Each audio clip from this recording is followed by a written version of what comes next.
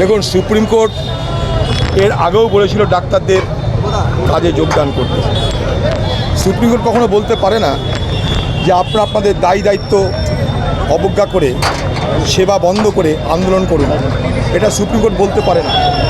Supreme কোর্টের আগেও বলেছিল যে রাজ্য মনে করলে তারা তাদের মতন করে আইন প্রয়োগ করতে পারে, রাজ্যের সেটা অধিকার আছে।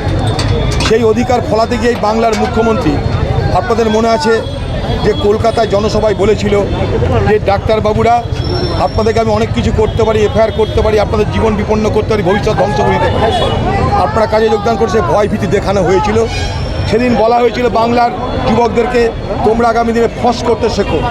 আমি আমার লাইন বদলে দিয়েছি, এখন বদল নেই, এখন বদলার রাজনীতিতে ফিরে এসেছি আমি। তো স্বাভাবিকভাবেই সুপ্রিম কোর্টের এই আদেশ নতুন কিছু নয়, এর আদেশ আগেও ছিল, এই আদেশ আজও আছে। এটাই সুপ্রিম কোর্টের আইন, এটাই দেশের আইন।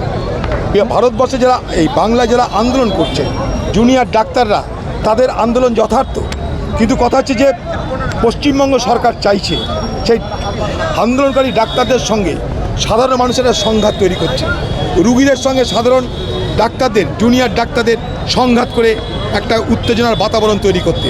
অর্থাৎ জুনিয়র ডাক্তাররা মানুষের শত্রু, এটা প্রমাণ করবার জন্য পশ্চিমবঙ্গ সরকার উঠে পড়ে লেগেছে। তাই সুপ্রিম কোর্টে তাদের পক্ষ থেকে আবেদন করে এটা হলো না যে তাড়াতাড়ি যাতে তদন্ত হয়, তদন্তে যাতে যথাযুক্ত বিচার হয়, তার জন্য সুপ্রিম কোর্ট চেষ্টা করুক, সেই আবেদন করা হয়নি। আবেদন করেছে আন্দোলনকে উঠিয়ে দেওয়ার জন্য।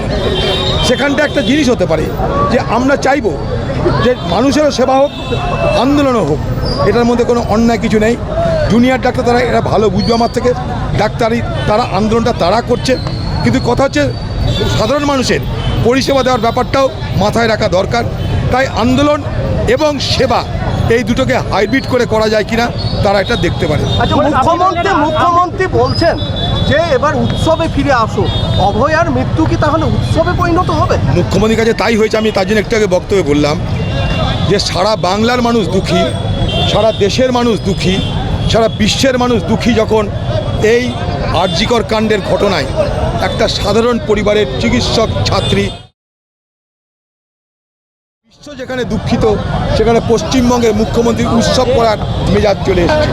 তাই বাংলার মুখ্যমন্ত্রীকে বলবো আগামী দিনে আপনার নিজ গৃহে তাদের মূর্তি স্থাপন করে আপনি পুজো করবেন, সেটা বেশি মানাবে।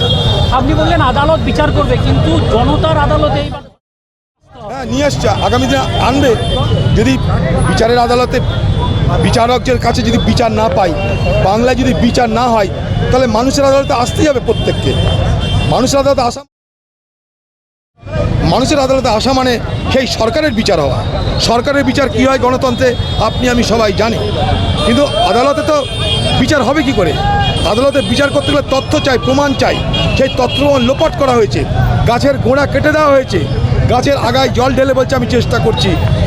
এ মিথ্যাবাদী, এ সঠতা, এই ছলনা বাংলার মানুষের সঙ্গে মুখ্যমন্ত্রী এতদিন করেছে, আগামী দিনে পারবে না। পোস্টমর্টম করতে গেলে চালান দরকার, চালান নেই। আর চালান নিয়ে প্রশ্ন তুলেছে সুপ্রিম কোর্ট যে কেন চালান ছাড়া কি 14 ঘন্টা পর এফআইআর হয়েছে, বুঝতেই পারছেন। পুরো ঘটনাটাকে তছনছ করে দেওয়ার চেষ্টা করা হয়েছে, তদন্তকে তছনছ করে দিয়ে বাঁচাতে সচেষ্ট হয়েছেন মুখ্যমন্ত্রী, স্বাস্থ্য দপ্তর এবং পুলিশ। পশ্চিমবঙ্গের মুখ্যমন্ত্রী আজ পর্যন্ত কোনোদিন তার জন্য কোনো দুঃখ প্রকাশ করেননি, আন্দোলনকারীদের সঙ্গে দেখা করার প্রয়োজন মনে করেননি। প্রতিদিন মিথ্যা কথা বলছেন এবং সারা বাংলার মানুষকে ধোঁকা দিয়ে আন্দোলনকে দুর্বল করার চেষ্টা করছেন। বাংলার মানুষ তার এই ধোঁকাবাজিতে প্রভাবিত হবে না। মানুষের, সাধারণ মানুষের ট্যাক্সের টাকা, সেই টাকা দিয়ে একাধিক উকিল কোটি কোটি টাকা খরচা করছে বাঁচাতে। এটাই বাংলার মুখ্যমন্ত্রী করে। বাংলার মুখ্যমন্ত্রী চোর ডাকাত তাদেরকে বাঁচাতে কোটি কোটি টাকা খরচা করছে সুপ্রিম কোর্টে। এটা আজকের ঘটনা নয়, উনি রেট ঠিক করে দিয়েছেন।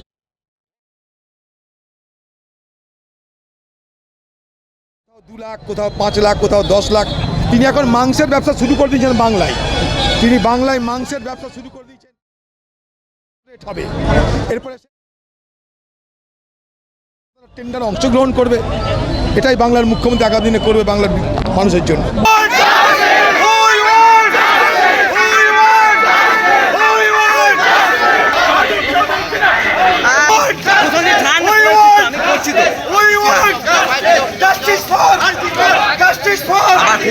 Justice